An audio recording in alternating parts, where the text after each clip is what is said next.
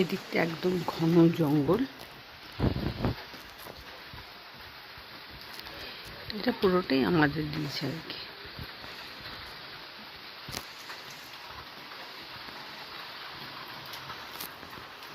প্রচণ্ড বর্ষা, আমরা ভাবতেও পারিনি সামারে এত বর্ষা হবে।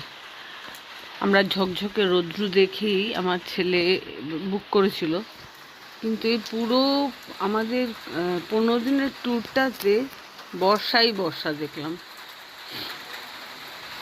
যাই হোক, কিন্তু প্রাকৃতিক সৌন্দর্যে তো কিছু ঘাটতি পড়েনি, আমাদের একটু কষ্ট হচ্ছে বটে।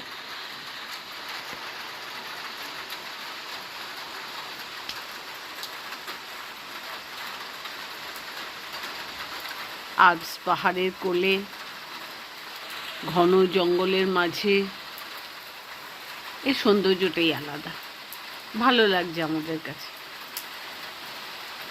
আমি ওই পেছন দিকে ছাদটা এসেছিলাম, এটা হচ্ছে ড্রয়িং কাম ডাইনিং। আলাদা করে ড্রয়িং বললে এখানে কিছু দেয়নি, কিচেন আর ডাইনিং হলই বলতে পারো। এটা হচ্ছে কিচেন। এখানে সব কিচেনগুলি এরকমই হয়।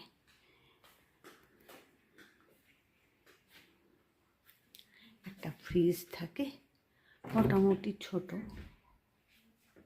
আর 2-3 রাতের জন্য, এর থেকে আর বড় কি দেবে। আর থাকে একটা হট প্লেট,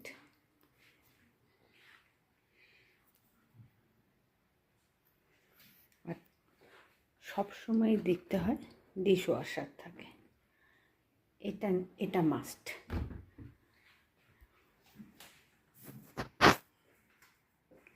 একটা খুব ভালো জিনিস পেয়েছি এখানে।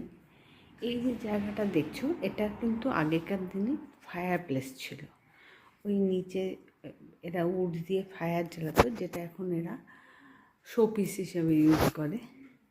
কারণ এখন আধুনিকভাবে হিটারের বন্দোবস্ত হয়েছে, এইগুলোকে হিটার বলে, এইগুলো হচ্ছে হিটার।